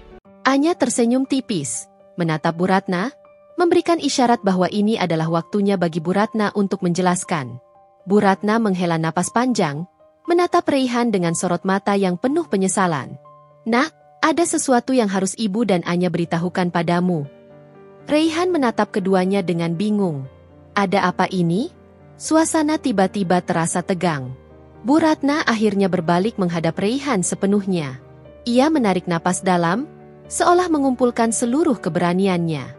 Raihan, butik Dempres butik yang kemarin Anya dan ibu datangi butik itu milik istrimu, Anya. Pengakuan itu keluar dari bibir Bu Ratna dengan suara yang pelan namun jelas, diiringi tatapan matanya yang tulus. Tidak ada lagi keangkuhan, tidak ada lagi nada merendahkan. Hanya ada kejujuran dan penyesalan. Raihan terdiam. Matanya membelalak, ekspresi wajahnya berubah dari bingung menjadi terkejut, lalu tidak percaya. Ia menatap Anya, lalu kembali menatap ibunya. Apa? Butik itu milik Anya? Ibu tidak bercanda, kan? Anya meraih tangan Raihan, menggenggamnya erat. Iya, sayang. Itu benar. Aku sengaja tidak memberitahumu karena aku ingin kamu mencintaiku apa adanya. Raihan masih mencoba memproses informasi itu. Otaknya berputar cepat, mengingat kembali semua percakapan ibunya yang meremehkan Anya, semua sindiran tentang latar belakang Anya. Dan kini, istrinya. Wanita sederhana yang ia cintai itu, ternyata adalah pemilik sebuah imperium fashion yang sangat diidam-idamkan banyak orang. Ada campuran rasa terkejut, sedikit rasa bersalah karena tidak menyadari ini sebelumnya, dan kebanggaan yang tiba-tiba membuncah. Ia menatap Anya dengan pandangan yang sama sekali baru, sebuah pandangan yang kini penuh kekaguman. Keheningan kembali melingkupi ruang tamu, kali ini bukan karena ketegangan yang pahit, melainkan karena syok yang mendalam. Raihan masih menggenggam tangan Anya. Tatapannya bergantian antara Anya dan ibunya. Otaknya berputar keras, mencoba menghubungkan potongan-potongan puzzle yang selama ini tidak pernah ia sadari keberadaannya. Butik mewah yang dibicarakan teman-temannya, kemampuan finansial Anya yang selama ini ia anggap cukup, tapi tidak pernah mewah. Dan yang paling menyakitkan, semua perkataan ibunya tentang Anya yang tidak punya apa-apa. Jadi, The Empress butik itu milikmu, sayang? Suara Raihan serak, nyaris tidak percaya. Ia menatap Anya seolah baru pertama kali melihatnya, melihat sosok yang begitu dekat dengannya namun menyimpan rahasia sebesar itu. Ada keheranan, sedikit rasa bersalah karena tidak menyadari ini, namun juga kekaguman yang mulai tumbuh di matanya. Anya mengangguk lembut. Iya, sayang. Itu warisan dari mendiang orang tuaku. Aku melanjutkan dan mengembangkannya. Raihan menoleh ke Bu Ratna, sorot matanya kini penuh pertanyaan yang menuntut. Ibu? Kenapa ibu tidak pernah cerita? Kenapa ibu selalu bilang Anya itu tidak punya apa-apa? Bahkan saat aku kesulitan modal untuk proyek ini, Ibu tidak memberitahuku. Ada nada kekecewaan yang jelas dalam suaranya. Sebuah perasaan dikhianati oleh orang yang paling ia percaya. Bu Ratna menunduk. Wajahnya memerah padam. Ia merasakan tatapan kecewa putranya menghujam. Ibu. Ibu minta maaf. Nak, katanya pelan. Suaranya bergetar. Ibu terlalu sombong. Raihan. Ibu pikir kamu pantas mendapatkan yang lebih baik dari Anya. Dari segi materi dan status sosial. Ibu buta. Nak. Ibu terlalu meremehkan Anya, menganggapnya tidak sebanding dengan kita. Ia mengakui kesalahannya dengan sangat berat hati. Namun ada ketulusan dalam setiap kata yang keluar dari bibirnya. Ibu minta maaf. Anya, maafkan ibu. Anya menatap ibunya dengan tatapan penuh pengertian. Sudah, Bu. Saya sudah memaafkan ibu, kata Anya, menggenggam tangan Raihan dan Bu Ratna. Yang penting sekarang Raihan tahu. Raihan masih mencoba mencerna. Rasa terkejut itu belum sepenuhnya hilang, digantikan oleh gelombang perasaan campur aduk. Kebanggaan terhadap istrinya yang selama ini ia cintai dalam kesederhanaannya, kini berlipat ganda karena ia tahu Anya adalah sosok wanita cerdas, mandiri, dan berdedikasi. Rasa bersalah karena tidak pernah membela Anya ketika ibunya merendahkan, karena ia terlalu sibuk dengan dunianya sendiri. Dan sedikit rasa malu karena selama ini ia tidak peka terhadap kebesaran hati istrinya. Kamu sungguh luar biasa, sayang, bisik Raihan, menatap Anya dengan mata berkaca-kaca. Ia merasa seperti baru saja menemukan harta karun di sampingnya, harta karun yang selama ini ia miliki namun tidak pernah ia sadari nilainya. Dan kamu rela menyembunyikannya selama ini hanya agar aku mencintaimu apa adanya. Anya tersenyum, mengusap pipi Raihan. Iya. Sayang, aku ingin kamu mencintai diriku, bukan harta atau statusku. Raihan memeluk Anya erat. Pelukan itu dipenuhi dengan penyesalan, kebanggaan, dan cinta yang semakin dalam. Ia menyadari betapa besar pengorbanan Anya selama ini, betapa banyak hinaan yang pasti telah Anya terima demi menjaga prinsipnya. Jadi, tentang modal proyekku itu. Raihan kemudian teringat masalahnya, sedikit canggung. Anya tersenyum hangat. Jangan khawatir, sayang. Besok kita bicarakan detailnya. Aku pasti akan membantumu. Berapapun yang kamu butuhkan. Raihan tidak bisa berkata-kata. Ia hanya bisa mengangguk. Hatinya penuh rasa syukur dan kagum. Bu Ratna, yang menyaksikan semua itu, merasakan hatinya mencelos. Rasa malu dan penyesalan semakin dalam. Namun di sisi lain, ia juga merasakan kelegaan. Beban yang selama ini ia pikul karena meremehkan Anya kini seolah terangkat.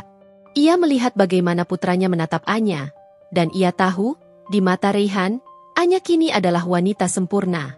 Penerimaan yang sulit itu, akhirnya mulai meresap ke dalam dirinya.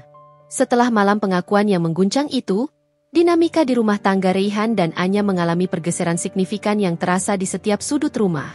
Keheningan yang dulu diselimuti ketegangan kini berangsur pudar, digantikan oleh suasana yang lebih hangat dan terbuka. Raihan, yang awalnya terkejut dan sedikit kebingungan dengan identitas ganda istrinya, kini sepenuhnya menerima dan bahkan menunjukkan kebanggaan yang meluap-luap. Ia semakin sering menunjukkan rasa hormat dan kasih sayangnya pada Anya, seringkali memuji kecerdasan, ketekunan, dan kebesaran hati Anya di depan ibunya, sesuatu yang dulu jarang atau bahkan tidak pernah ia lakukan. Raihan juga mulai lebih peka terhadap perasaan Anya, seringkali menengahi dengan bijak jika Bu Ratna tanpa sengaja kembali pada kebiasaan lamanya yang sedikit mengkritik atau melontarkan sindiran halus. Bu Ratna sendiri berada dalam fase transisi yang terlihat jelas. Rasa malu dan penyesalan yang membayanginya di awal kini perlahan digantikan oleh rasa kagum dan hormat yang tulus. Ia tak lagi berani meremehkan Anya, bahkan nada bicaranya kepada Anya jauh lebih lembut dan penuh pertimbangan. Sebaliknya, ia kini seringkali bertanya tentang butik, tentang tren fashion terbaru, atau tentang bagaimana Anya bisa mengelola bisnis sebesar The Empress Butik sendirian dengan begitu sukses. Bu Ratna bahkan mulai meminta pendapat Anya tentang pakaiannya sendiri, sebuah perubahan yang mengejutkan. Kebiasaannya bercerita di arisan pun berubah total. Kini ia seringkali terselip cerita tentang menantu saya, Anya, pemilik The Empress Butik yang sukses itu. Ia tidak lagi menyembunyikan fakta itu, bahkan cenderung bangga, meski masih dengan nada yang sedikit canggung, seolah ia masih belajar cara membual tanpa terdengar munafik. Pagi itu, Raihan pulang dari kantor dengan wajah berseri-seri, membawa kabar gembira yang ia sampaikan langsung pada Anya di ruang keluarga. Sayang, investor sudah setuju untuk membiayai proyekku. Mereka sangat tertarik dengan presentasiku, seru Raihan, wajahnya berseri-seri penuh kebahagiaan. Dan setelah aku ceritakan sedikit tentangmu, tentang latar belakangmu yang sebenarnya, mereka jadi semakin yakin dan langsung menyetujui pendanaan. Raihan memeluk Anya erat, mencium keningnya. Ia tak sepenuhnya mengungkapkan bahwa investor itu adalah kenalan Anya yang dihubungi Anya secara pribadi, namun Anya mengerti. Ia tahu, Raihan ingin merasa bahwa ini adalah hasil dari usahanya sendiri, dan Anya menghargai itu. Syukurlah, sayang. Aku ikut senang mendengarnya. Aku tahu kamu pasti bisa. Anya membalas pelukan Raihan, matanya memancarkan kebanggaan tulus. Ini semua berkat kamu, Anya. Tanpa dukunganmu, tanpa kartu as yang kamu miliki, aku tidak tahu harus bagaimana mencari pendanaan sebesar ini, kata Raihan tulus, menatap mata Anya, penuh rasa terima kasih. Bu Ratna, yang tadinya sedang menyiapkan teh di dapur, mendengar percakapan itu. Ia mendekat dengan senyum tipis. Sebuah senyum yang kini terlihat lebih rileks dan tulus. Betul kata Raihan. Anya, kamu memang hebat. Ibu bangga padamu. Kata-kata itu keluar dengan lebih mudah dari bibirnya, tanpa beban keangkuhan yang dulu selalu menyertainya. Ini adalah kali pertama Bu Ratna secara terbuka dan lugas menyatakan rasa bangganya pada Anya. Bukan hanya pengakuan, tapi juga sebuah afirmasi. Anya membalas senyum Bu Ratna. Ia tahu, kata-kata itu adalah cerminan dari perubahan hati yang nyata. Hubungan mereka perlahan membaik, meski belum sepenuhnya cair seperti hubungan ibu dan anak kandung. Namun, setidaknya, dinding-dinding tinggi prasangka dan kesalahpahaman itu kini telah runtuh, digantikan oleh fondasi rasa hormat. Di sisi lain, The Empress Boutique di Batang semakin bersinar terang. Berita tentang pemiliknya yang adalah menantu dari keluarga terpandang di Batang menyebar dengan cepat di kalangan sosialita dan pebisnis kota, bahkan sampai ke telinga Bu Ratna dan teman-temannya. Banyak klien baru berdatangan, tertarik dengan kisah di balik butik itu dan kualitas yang memang terbukti. Anya sesekali datang ke butik secara langsung, tidak lagi diam-diam atau hanya di malam hari. Kehadirannya selalu disambut dengan antusiasme oleh staf dan pelanggan yang kini semakin loyal. Ia tak lagi khawatir akan terungkapnya rahasia. Kini, ia bisa menjadi dirinya sendiri seutuhnya. Seorang pebisnis wanita sukses yang juga seorang istri dan menantu. Suatu siang, saat Anya berkunjung ke butik untuk memantau koleksi terbaru dan berdiskusi dengan desainer, Laras, manajernya, menghampiri dengan wajah sumringah dan membawa sebuah proposal di tangannya. Nyonya Anya, kami mendapat tawaran untuk membuka cabang baru di Semarang. Mereka sangat terkesan dengan konsep butik kita, dan ingin bekerja sama secara eksklusif. Lokasinya sangat strategis di pusat kota. Anya tersenyum lebar, matanya berbinar. Itu berita bagus, Laras. Kirimkan tim untuk survei dan siapkan detail proposalnya. Kita akan kembangkan lagi The Empress Boutique. Raihan, yang menjemput Anya di butik hari itu, ikut mendengarkan kabar tersebut. Ia tersenyum bangga. Wah, keren sekali, sayang. Ibu pasti akan sangat bangga mendengarnya. Aku juga bangga punya istri sehebat kamu. Anya menoleh ke Raihan, tersenyum hangat, lalu melirik Laras yang kini tersenyum penuh makna. Iya, sayang. Semoga saja. Ia tahu, perjalanannya belum berakhir. Masih banyak yang harus ia bangun, tidak hanya untuk butiknya yang akan terus berekspansi, tetapi juga untuk hubungannya dengan Bu Ratna yang masih terus berproses, dan untuk keluarga kecilnya. Namun, fondasinya kini telah kokoh. Anya, si menantu yang dulu diremehkan, kini telah menemukan tempatnya, tidak hanya sebagai istri dan ibu rumah tangga yang telaten, tetapi juga sebagai wanita berdaya, pengusaha sukses, dan pribadi yang dihormati dalam semua aspek kehidupannya. Hari arisan bulanan tiba. Sejak pagi, Bu Ratna sudah terlihat lebih bersemangat dari biasanya. Ia memilih kebaya terbaiknya, merias diri dengan lebih teliti, dan bahkan beberapa kali menanyakan pendapat Anya tentang penampilannya. Ada aura kebanggaan yang baru terpancar darinya. Sebuah kebanggaan yang dulu hanya ia tunjukkan pada barang-barang mewahnya, kini terpancar pada menantunya. Anya, kamu ikut ibu? Ya, ibu ingin sekali kamu ikut arisan kali ini, pinta Bu Ratna, Nadanya sedikit memohon. Permintaan ini adalah sesuatu yang baru. Dulu, Bu Ratna selalu melarang Anya ikut arisan. Takut Anya akan mempermalukan dirinya dengan kesederhanaannya. Anya tersenyum. Tentu, Bu. Ia memilih sebuah gaun batik modern berwarna navy blue yang sederhana namun elegan dari koleksi butiknya sendiri, memadukannya dengan flat soes dan tas tangan kecil. Penampilannya anggun tanpa berlebihan. Setibanya di rumah Bu Rina, tempat arisan diadakan, suasana riuh menyambut mereka. Beberapa ibu-ibu arisan, termasuk Bu Dina dan Bu Susi, sudah berkumpul. Begitu Bu Ratna dan Anya masuk, beberapa pasang mata langsung tertuju pada mereka, terutama pada Anya. Bisikan-bisikan samar terdengar, "Itu menantu Bu Ratna, kan? Yang pemilik butik itu?" Bu Ratna, yang biasanya akan langsung bergabung dengan kerumunan, kali ini justru menarik tangan Anya. Ia berdiri di tengah ruangan dengan kepala terangkat.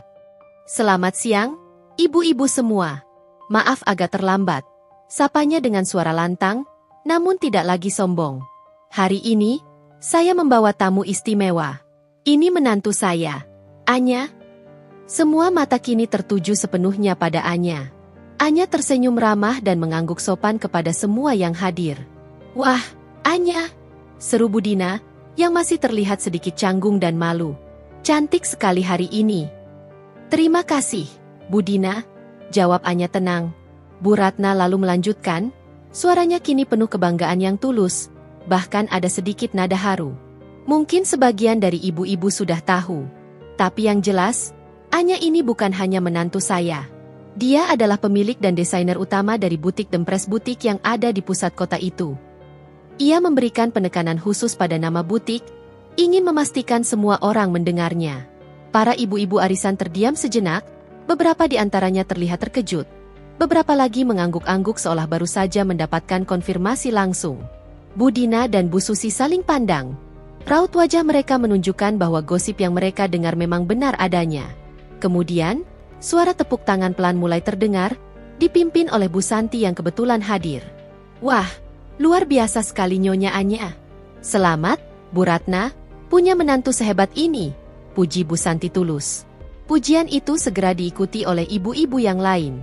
Mereka mulai mengerubungi Anya, mengajukan pertanyaan tentang butik, tentang gaun, bahkan tentang tips sukses berbisnis. Anya menjawab semua pertanyaan dengan ramah dan sabar, memberikan wawasan yang tidak sombong namun berbobot. Bu Ratna menyaksikan semua itu, senyumnya mengembang lebar. Ia merasa bangga yang tak terkira. Bangga karena menantunya kini menjadi sorotan, bukan lagi karena diremehkan, melainkan karena dihargai. Di tengah keramaian, seorang wanita paruh baya yang Anya belum kenal, tampak menghampiri mereka. Wanita itu memiliki aura berwibawa dan elegan, dengan clutch mahal di tangannya. "Permisi," sapanya. "Saya ingin tahu lebih banyak tentang butik Anda, Nyonya Anya. Saya mendengar banyak hal baik, dan saya sangat tertarik untuk berinvestasi dalam bisnis yang visioner seperti ini." Wanita itu tersenyum ramah. Matanya menatap Anya dengan penuh minat. "Nama saya Amelia. Saya adalah seorang investor di bidang fashion dari Jakarta." Anya tersenyum. Ini adalah sebuah kesempatan tak terduga. Ia melirik Bu Ratna, yang kini menatapnya dengan penuh kekaguman. Perkenalan yang dimulai dari sebuah arisan, kini berpotensi membuka pintu-pintu baru yang lebih besar bagi Dempres Butik, dan bagi Anya sendiri. Ia menyadari, benih yang ia tanam dengan sabar, kini mulai berbuah manis. Pertemuan tak terduga dengan Ibu Amelia di arisan menjadi titik balik lain bagi Anya dan butiknya. Diskusi awal yang terjadi di tengah riuhnya obrolan para ibu-ibu arisan itu berlanjut menjadi serangkaian pertemuan profesional yang serius. Ibu Amelia, seorang investor berpengalaman dengan jaringan luas di industri mode, melihat potensi besar dalam visi dan ketekunan Anya. Dalam beberapa minggu, kesepakatan investasi untuk ekspansi butik ke Semarang dan bahkan Jakarta pun terjalin. Dempres Butik bukan lagi sekadar butik lokal di Batang, melainkan akan menjadi jaringan butik nasional. Keberhasilan ini membawa kebahagiaan dan kebanggaan yang melimpah bagi seluruh keluarga. Raihan kini menjadi pendukung nomor 1 Anya. Ia tak lagi merasa canggung dengan kesuksesan Anya, justru ia adalah orang pertama yang mengusulkan agar Anya lebih terbuka tentang identitasnya di depan rekan-rekannya. "Sayang, kamu hebat. Jangan sembunyikan lagi. Aku ingin semua orang tahu betapa beruntungnya aku memilikimu, ujarnya suatu malam, tangannya menggenggam erat tangan Anya. Bagi Bu Ratna, perubahan ini adalah sebuah revolusi dalam hidupnya. Dinding-dinding kesombongan dan prasangka yang ia bangun selama bertahun-tahun kini telah runtuh sepenuhnya. Ia tidak lagi melihat Anya sebagai menantu yang rendah atau tidak becus, melainkan sebagai putri yang ia sayangi dan hormati. Ia seringkali membantu Anya menyiapkan jadwal rapat, bahkan ikut mengurus persiapan pembukaan cabang baru di Semarang, seolah ia adalah asisten pribadi Anya.